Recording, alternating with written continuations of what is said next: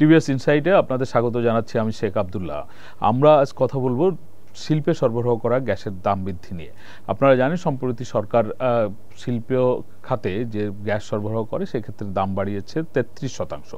বলা হচ্ছে নতুন শিল্প কারখানাগুলোতে যে গ্যাস দেওয়া হবে তার দাম হবে প্রতি ইউনিটের 40 টাকা এবং সরকারের কাছ থেকে গ্যাস নিয়ে যে সমস্ত শিল্প মালিকরা তাদের নিজেদের উপায় অর্থাৎ তারা তাদের বয়লার অথবা তাদের যে জেনারেটরের মাধ্যমে যে বিদ্যুৎ উৎপাদন করে সেইখানের গ্যাসের প্রতি ইউনিটের দাম হবে 42 টাকা। এই যে হঠাৎ করে গ্যাসের দাম বৃদ্ধি পেল এবং এই সময় দেশের শিল্প খাত আরও অন্যান্য ধরনের কিছু চ্যালেঞ্জের মুখোমুখি আছে বলে সংশ্লিষ্টরা মনে করছেন। তারা বলছেন উচ্চ সুদহার, আন্তর্জাতিক বাজার পরিস্থিতি সবকিছুই শিল্পের জন্য একটা বাড়তি চাপ সৃষ্টি করেছে। সেই রকম সময়ে এই দাম বৃদ্ধির প্রভাব কি হতে পারে এই নিয়ে টিভিএসে বিশেষ প্রতিবেদন প্রকাশিত হয়েছে। ওই প্রতিবেদন নিয়ে আলোচনা করার জন্য আমাদের সঙ্গে স্টুডিওতে আছেন টিভিএসের বিশেষ প্রতিনিধি জসিমউদ্দিন। আমরা তার কাছ থেকে শুনবো যে আসলে এই গ্যাস বৃদ্ধির প্রভাবটি আমাদের শিল্প খাতগুলো বা শিল্প মালিকরা কিভাবে দেখছেন। জসিম ভাই, আপনাকে স্বাগত জানাচ্ছি। এই যে গ্যাসের দাম বাড়ানো হলো, এইটা আসলে প্রথমত আপনার কাছ থেকে শুনতে চাই একটু ছোট করে যে কোথায় কতটুকু কিভাবে বাড়ানো হলো এবং তার ইম্প্যাক্টটা আসলে কি হতে পারে বলে উদ্যোক্তারা মনে করছেন। ধন্যবাদ আব্দুল্লাহ ভাই। আপনি শুরুতেই কিছুটা বলেছেন। সরকার মূলত কয়েক মাস আগে তারা একটা প্রস্তাব দিয়েছে যে তারা 72 টাকা করতে চায় শিল্পের নতুন সংযোগের গ্যাস কানেকশনের জন্য। যেই এটা হবে মূল্য নির্ধারণ হবে পার ঘনমিটারের জন্য 72 টাকা প্রস্তাব। এতে তখন ব্যবসায়ীরা এটাতে বেশ তীব্র প্রতিক্রিয়া দেখিয়েছে। তাদের অনেকে বলছে, টেক্সটাইল মিলস অ্যাসোসিয়েশন বলছে তারা এই এনার্জি রেগুলেটরি কমিশনের শুনানিতে এসে তারা বলছে তারা চাবি জমা দিয়ে যাবে যদি এটা বাস্তবায়ন হয়। তারা কারখানা চালাতে চায় না। ফাইনালি আমরা গত পরশুদিন দেখলাম সরকার ফাইনাল করলো যে তারা যাদের আপনি যেটা বলছেন এটা দুইটা ক্যাটাগরিতে, মূলত যারা ক্যাপটিভ জেনারেটর চালায় তাদের জন্য এক রেট, আর যারা বৃহৎ শিল্প তাদের জন্য এক রেট। ক্যাপটিভ জেনারেটরে আগে ছিল 31 টাকা 50 পয়সা, সেটা 33.33% বেড়ে সেটা এখন 42 টাকা। আর একই সাথে এই যারা বৃহৎ শিল্প তাদের 30 টাকা ছিল, তাদেরটা এখন 40 টাকা। এখানে মূলত এই রেটটা তারা তিনটা ক্যাটাগরিতে, দুই ইউজারদের জন্য তিনটা ক্যাটাগরিতে। এই যে 40 টাকা এবং 42 টাকা যারা একেবারে নতুন কানেকশন নেবেন, মানে শিল্পে নতুন বিনিয়োগ করবেন, নতুন ইন্ডাস্ট্রি স্থাপন করবেন, তার জন্য এই নতুন রেটটা প্রযোজ্য হবে। যারা এই মুহূর্তে ইন্ডাস্ট্রিতে আছেন, ধরেন সে একটা কোম্পানি মাসে 1000 ঘনফুট গ্যাস ব্যবহার করে, সে যদি তার ক্যাপাসিটি বাড়ায় অথবা তার মেশিনের সক্ষমতা নিচে নেমে যাওয়ার কারণে তার যদি গ্যাস বেশি লাগে, ইফিসিয়েন্সি কমে যাওয়ার কারণে, তাহলে তার বর্ধিত গ্যাস সে ধরেন 1010 ঘনফুট ব্যবহার করলে অতিরিক্ত 10 ঘনফুটের জন্য তাকে নতুন রেটে দিতে হবে।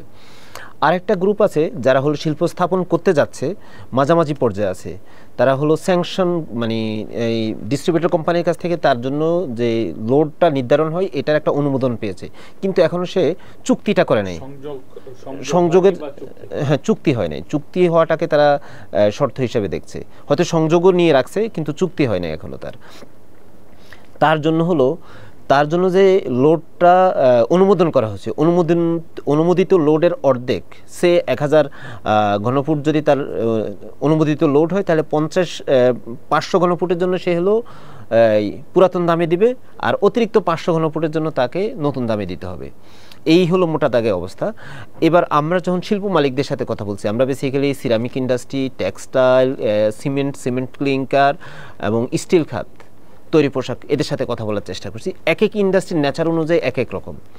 যেমন সিরামিকের ক্ষেত্রে এটা সবচেয়ে বেশি গ্যাস ব্যবহার করে সিরামিক।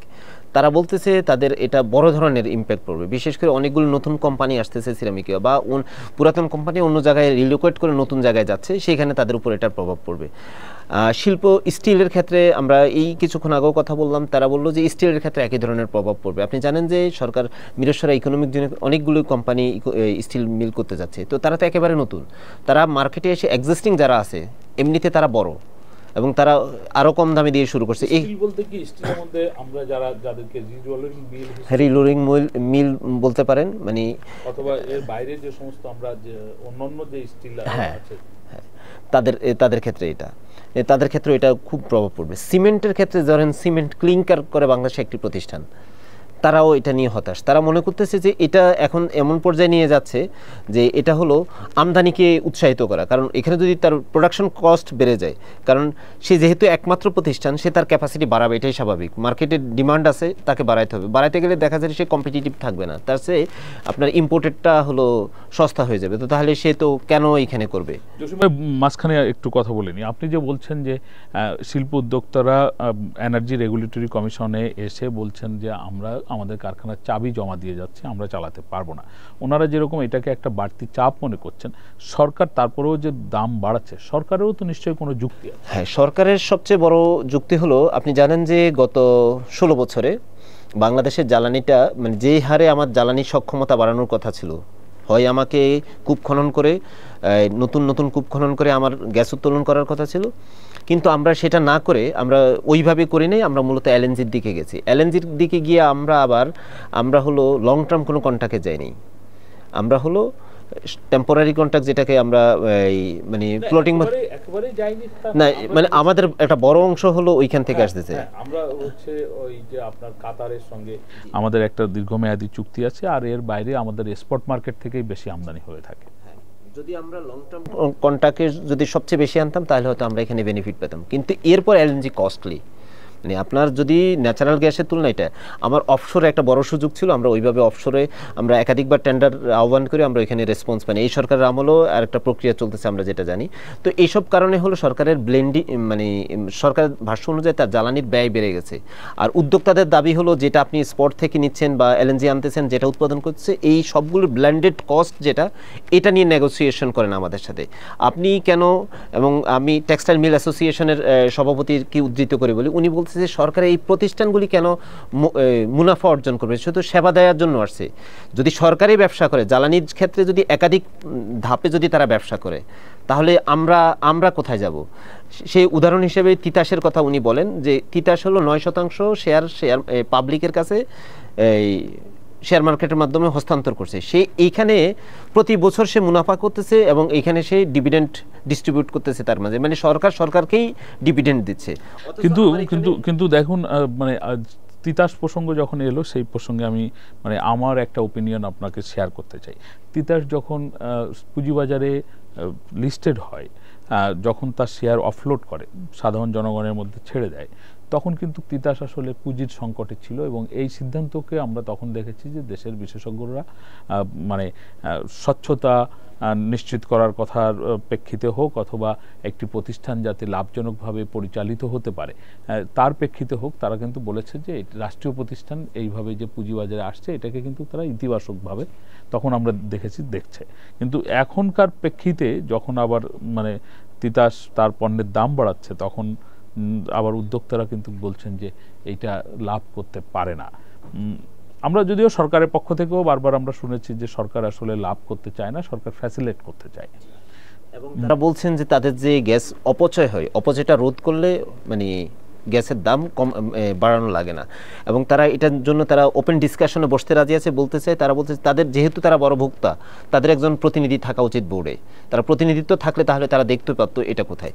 আর যেটা আরেকটা বড় ইম্প্যাক্ট উদ্যোক্তাদের সাথে আমাদের কথা বলে আমরা যেটা জানতে পারলাম, অনেকগুলি বড় গ্রুপ এবং ছোট ছোট এবং মাঝারি গ্রুপগুলি তারা হলো নতুন জায়গায় হয় শিল্প অঞ্চল করতেছে, ভিন্ন ভিন্ন অঞ্চলে একাধিক ফ্যাক্টরি না রেখে তারা একটা ইন্ডাস্ট্রিয়াল পার্কে যেতে দেয়। এখন তারা শঙ্কায় আছে, যেহেতু সে নতুন সংযোগ নেবে, এই ক্ষেত্রে তার শঙ্কা আছে যে এটাতে সে তার কম্পিটিটরদের সাথে দেশ এবং দেশের বাইরে আনইভেন কম্পিটিশনে পড়বে, এটা একটা তাদের উদ্বেগের বিষয়।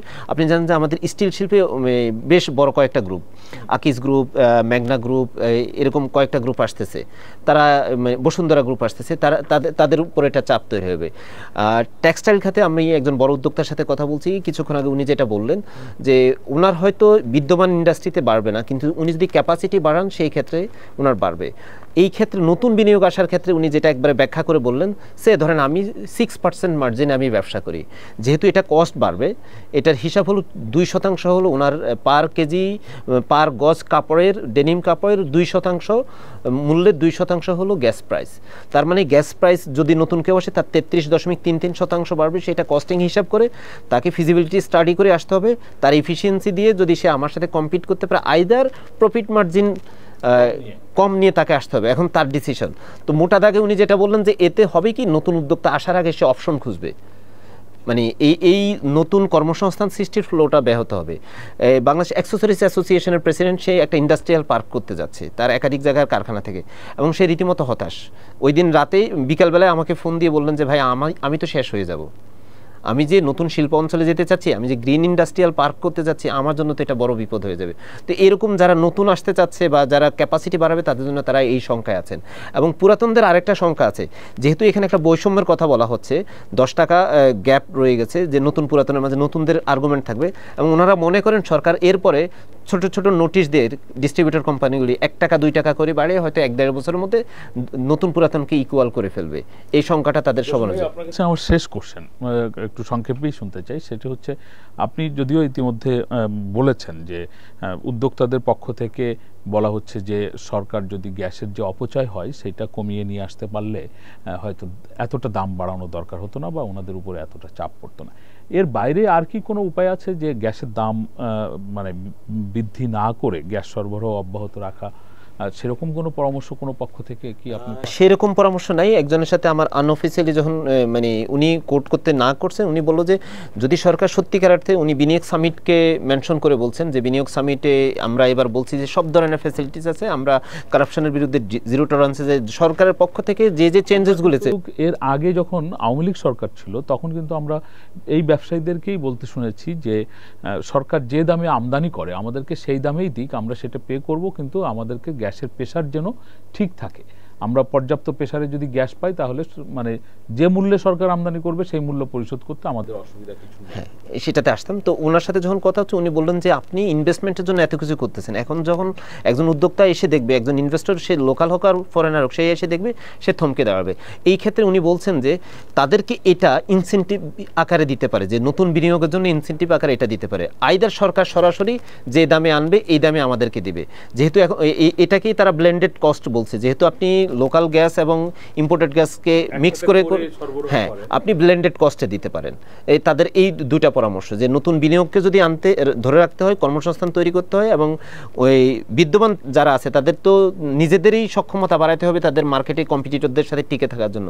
তো এটাকে এই পরামর্শ তাদের আর কি, হয় আপনি ব্লেন্ডেড কস্টে দিবেন, আইদার নতুন যে আসবে, মানে নতুন পুরাতনকে এক করতে হবে ব্লেন্ডেড কস্টে এনে, আর নতুন আর পুরাতনের গ্যাপ থাকলে, যে নতুন মানে পুরাতন যদি ক্যাপাসিটি বাড়ায় তার এডিশনাল অংশের জন্য তাকে ওটা ইনসেন্টিভ আকারে দিতে হবে।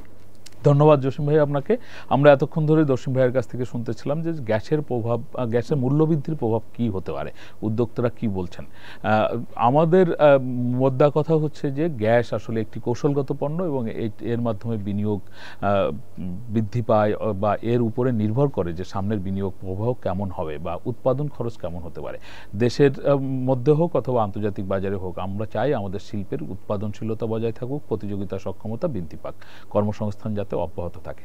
আমরা আশা করি সরকার উদ্যোক্তাদের সঙ্গে আলোচনা করে নিশ্চয়ই যথাযথ সিদ্ধান্ত নেবে যাতে সরকার লোকসানে না পড়ে, আবার উৎপাদনশীলতা বা প্রতিযোগিতা সক্ষমতাও অব্যাহত থাকে। আমাদের আলোচনা আপনাদের ভালো লাগলে আপনারা শেয়ার করবেন, লাইক করবেন। আপনাদের সকলকে ধন্যবাদ।